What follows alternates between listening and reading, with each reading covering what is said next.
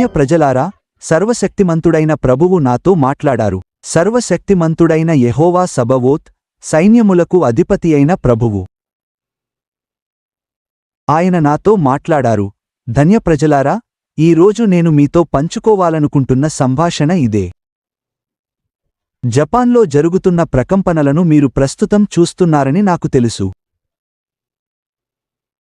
జపాన్లో చాలా నమ్మశక్యం కాని ప్రకంపనలు, మరియు జపాన్లో ప్రకంపనలు ఆశ్చర్యకరంగా ఉన్నాయి.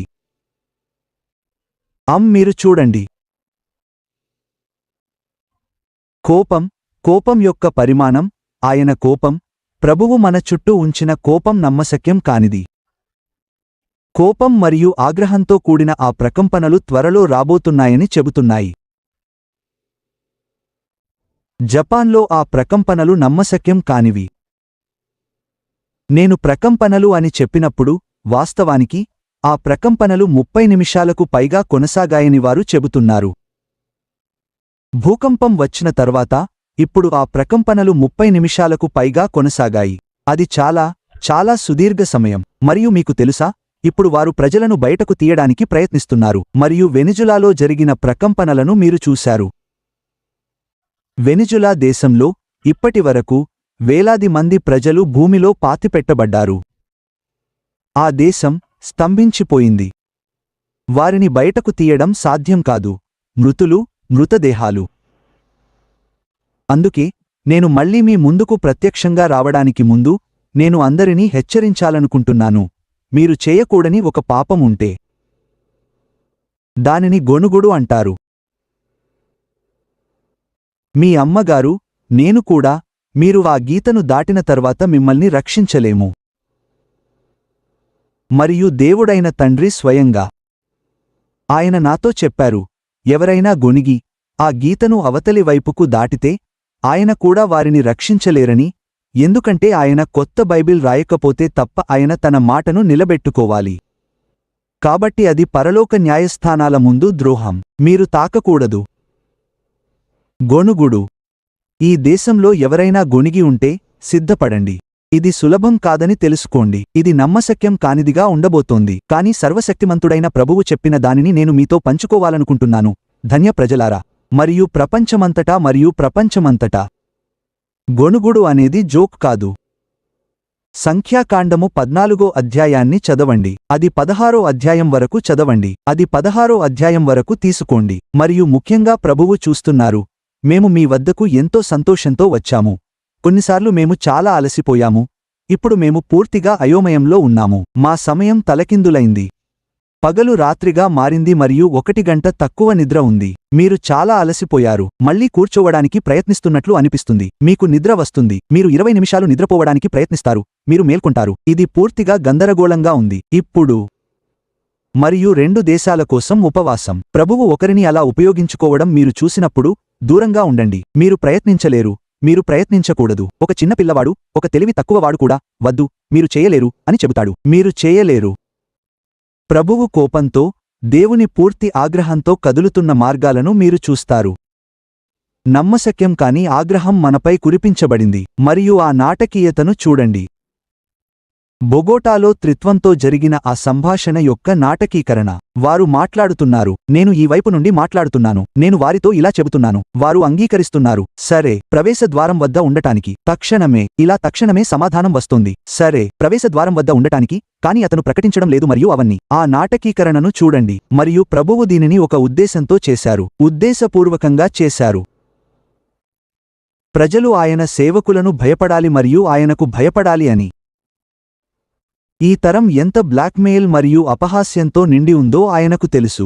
కాబట్టి ఏది ఏమైనప్పటికీ ఆ నేపథ్యంతో నేను మీతో పంచుకోవాలనుకుంటున్నాను. ఈరోజు ప్రభువు చెప్పిన విషయాన్ని నేను మీతో పంచుకోవాలనుకుంటున్నాను. ఈరోజు సర్వశక్తిమంతుడైన ప్రభువు నాకు ఆకాశాన్ని చూపించారు మరియు ఆకాశం అద్భుతంగా ఉంది.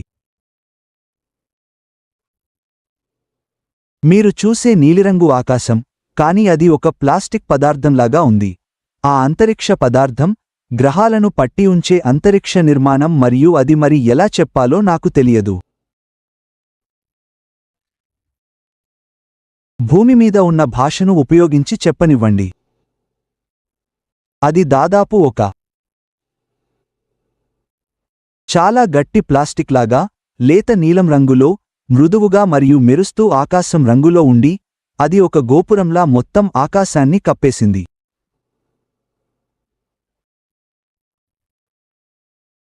అప్పుడు భూమి యొక్క ఒక చివర నుండి నీరు చిమ్మబడింది. అవి ఆ ఆకాశంపై, మొత్తం భూమిని కప్పే ఆ అంతరిక్షంపై సమాంతర వరుసలుగా పైకి వెళ్తున్నాయి. సూటిగా, అవి సమాంతరంగా ఇలా పైకి వెళ్తున్నాయి. మరియు అవి పైకి చేరుకున్నప్పుడు, కింద పడటం మొదలవుతాయి. కాని అవి ఒక ప్రత్యేక ప్రదేశం నుండి వస్తున్నాయి. అవి నీటి పైపు నుండి నీరు చిమ్మినట్లుగా చిమ్మబడుతున్నాయి. కాని అవి చాలా ఉన్నాయి, అనేక పైపుల వలె. మరియు అవి భూమిని కప్పి ఉంచిన ఆ పదార్థంపై చిమ్ముతున్నాయి మరియు అవి ఉపరితలంపై ఇలా పైకి వెళ్తున్నాయి. నీరు ఒకదానికొకటి సమాంతరంగా పైకి వెళ్లడం మీరు చూస్తారు. మరియు మేము పైకి వెళ్తున్నప్పుడు, నేను నీటి బిందువులను చూడగలిగాను. కాబట్టి నేను కళ్ళు తెరిచాను. నేను అంత దూరం చూడగలిగాను. నేను చాలా బిందువులు పడటం చూడగలిగాను. మరియు అది వర్షం వచ్చిందని ప్రజలు పరిగెడుతున్నారు, భయాందోళనకు గురవుతున్నారు, మరియు వరదలు సంభవిస్తున్నాయి. వాతావరణ నిపుణులు ప్రకటిస్తున్న ఎల్ నినో ఇదేనని నేను అనుకుంటున్నాను. కాని ఇప్పుడు ప్రభువు నాకు దానిని ఆ రూపంలో చూపిస్తున్నారు. ప్రభువు ఇలా అంటున్నారు, ప్రతి ఒక్కరూ పశ్చాత్తాపపడండి. మెస్సయ్య వస్తున్నారు. Double quotation. ఆయన తన సేవకుల గురించి మాట్లాడుతున్నప్పుడు, కేవలం కొన్ని రోజుల క్రితమే నాకు ఒక భారీ వృక్షాన్ని చూపించారు.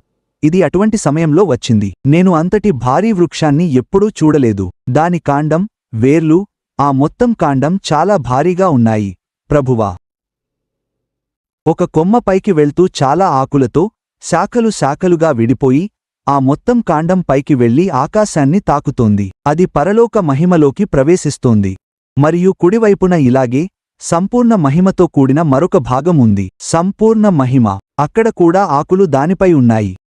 దేవుని మేఘంపై మీరు మహిమను చూసే విధంగా అది ఉంది. తెల్లటి మచ్చలా ఉందని నేను ఎలా వర్ణించేవాడినో అలా ఉంది. ఇది సంపూర్ణమైన మహిమ. ఈ భాగం వేరుగా ఉండి, అదే వేరు నుండి వస్తోంది కాని ఇలా వంగి ఉంది. అది భూమికి పోషణనిస్తూ, పైకి వెళ్లి తిరిగి భూమిపైకి వంగి దాని ఆకులు భూమిపై ఉన్న దేశాల స్వస్థత కోసం ఉన్నాయి.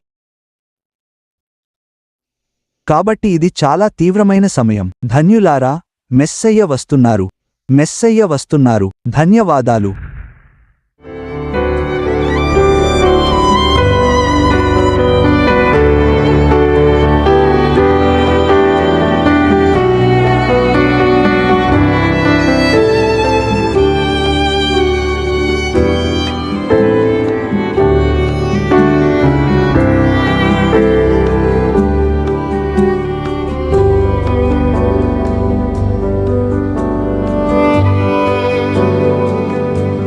వేడి.